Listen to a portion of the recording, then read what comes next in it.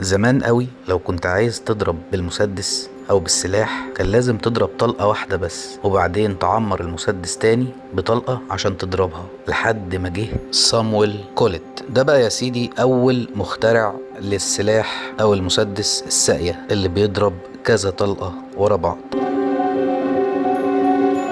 اتولد صامويل كوليت في مدينة هارتفورد في ولاية كونيتيكت، وده كان سنة 1814. والده اسمه كريستوفر كوليت وكان بيعمل في مجال الزراعة، ووالدته سارة كوليت وكانت من عيلة كالدويل، وجده والد أمه هو جون كالدويل وده كان ضابط في الجيش. وأول مسدس مسكه صامويل كوليت كان مسدس جده جون كالدويل. توفت والدة صامويل كوليت اللي هي سارة كوليت وهو عمره 6 سنين، واتجوز والده بعد عامين من وفاة زوجته الأولى بأوليفيا سارجنت. صامويل كان عنده 3 اخوات بنات، ماتت واحدة فيهم خلال طفولتها، وأكبر اخواته البنات مارجريت ماتت بمرض السل وهي عندها 19 سنة، وبعد كده أخته التالتة انتحرت. وأيضا كان عنده 3 اخوات صبيان. أخوه جيمس ده أصبح محامي، واخوه التاني كريستوفر كان شغال في الغزل والنسيج. اما اخوه التالت جون سي كولت كان شغال في كذا حاجة لحد ما ارتكب جريمة قتل لدائن في سنة 1841 في مدينة نيويورك، واتمسك وتم إدانته بجريمة القتل، وفي يوم إعدامه انتحر.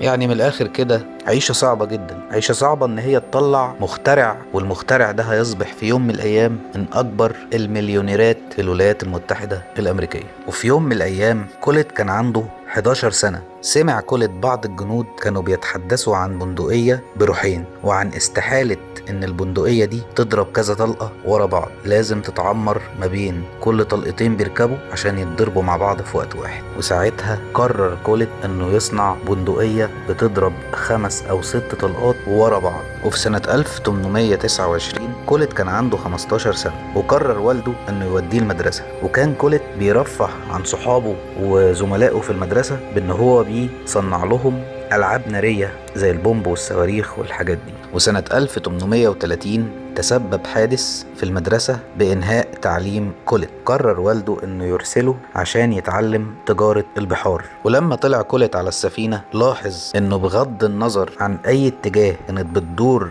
في عجلة السفينة، إن كل عجلة تصنع بخط مستقيم مع قابض بيمسك الخط المستقيم ده أو بيمسك العجلة دي. ومن هنا جت لكوليت فكرة تصنيع المسدس. ولما رجع كوليت الولايات المتحدة سنة 1832 عشان يرجع يشتغل مع والده، قرر والده إنه يموله في إنه يصنع أول بندقية وأول مسدس. وهنا أول مسدس صنعه صامويل كوليت انفجر مع أول طلقة اتضربت منه. ولكن الأداء بتاع كوليت كان جيد جدا في محاولاته لتصنيع الأسلحة دي، ولكن قرر والده انه مش هيموله تاني في اي أسلحة. فقرر كوليت انه يدور على اي ممول علشان يقدر يصنع الأسلحة دي. ولكن كوليت ساعتها معرفش غير انه يشتغل ويقدر يحوش فلوس عشان يقدر يطور الأسلحة اللي هو شغال على تصنيعها. وابتدى بعد كده يرتب نفسه عشان يبدأ بصناعة المسدسات باستخدام صانع الأسلحة المناسب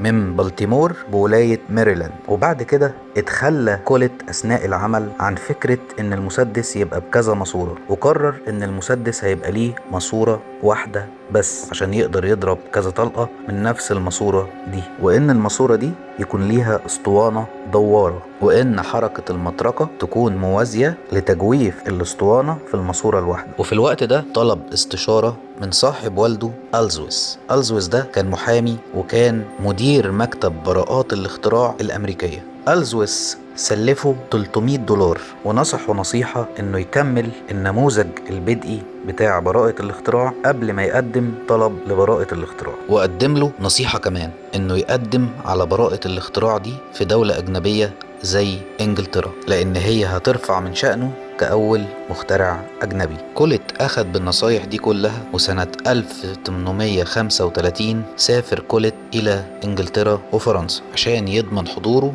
في براءات الاختراع الأجنبية بعد ما قدر يوصل لتصميم كويس جدا للمسدس. وسنة 1835 وصل كوليت للمملكة المتحدة، وكان متبع الخطى بتاعة إليشا كولر من ولاية بوسطن، ودي كانت حازت على براءة اختراع مسدس فلينت لوك من المملكة المتحدة، وحققت شعبية كبيرة جدا هناك. وعلى الرغم من ان الانجليز ما كانوش عايزين يصدروا براءة اختراع لكوليت، ولكن ما لقوش اي خطأ في التصميم اللي كان عامله كوليت للمسدس، وتم اصدار اول براءة اختراع للمسدس اللي بيضرب كذا طلقة ورا بعض. ولما رجع تاني للولايات المتحدة وقدم طلب في مكتب براءات الاختراع، وحصل ايضا على براءة الاختراع سنة 1836. وهنا قال كوليت جملته المشهورة: الآن يتساوى القوي والجبان. ابتدى كوليت يشتغل واخد كارد من ابن عمه دادلي سيلدن، واخد نصايح تاني من صاحب والده الزيورس ان هو يكون شراكة مع اصحاب رؤوس الاموال او الناس اللي معاها فلوس عشان يقدر ان هو ينزل المنتج بتاعه في السوق. واخد جزء من مكتب براءات الاختراع عن كل مسدس بيتباع ان هو ياخد عمولة عن بيع اي مسدس. وهنا ابتدى كوليت يشتغل وبقى محتكر لصناعة المسدس لحد سنة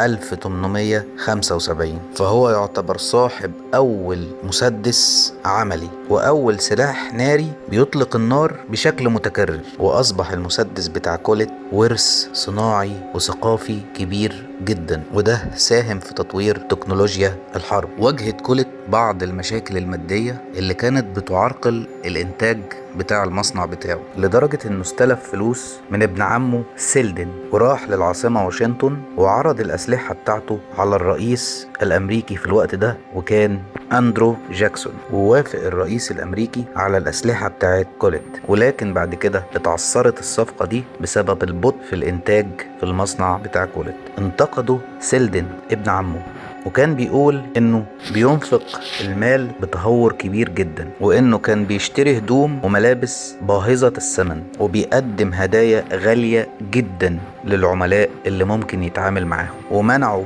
مرتين انه ينفق المال بتاع الشركة على الخمور وعلى الوجبات باهظة الثمن. وكوليت كان وجهة نظره في الموضوع ده انه لما العملاء بتوعه يشربوا خمرة ويسكروا هيعملوا عقود معاه كتير وهم سكرانين، وهيزود المبيعات. ومع اقتراب الحرب الأهلية الأمريكية قام كوليت بتزويد الشمال والجنوب بالمسدسات بتاعته من مصنعه، لدرجة ان ولاية كونيتيكت اللي مولود فيها كوليت كلفته برتبة عقيد. وسنة 1862 مات كوليت بسبب مرض النقرس. طبعا ما هو كان بياكل كتير وبيجيب وجبات باهظة الثمن، لازم يجيله النقرس. وترك كوليت عقاراته وفلوسه وشركاته ومصانعه كلها لمراته ولابنه، وابنه كان في الوقت ده عنده 3 سنين. واتقدرت الثروة بتاعت كوليت في الوقت ده ب15 مليون دولار. في الوقت ده كان مبلغ كبير جدا. حاجة أخيرة، الراجل ده ادى السلطان العثماني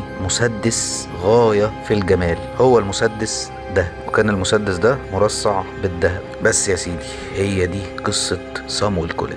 بكده نكون وصلنا للنهاية. كل سنة وحضراتكم بخير، عيد سعيد على الجميع. ولو عجبك الفيديو يعني واستفدت بأي معلومة متبخلش علينا بقى، يعني لايك، سبسكرايب. السلام عليكم ورحمة الله وبركاته.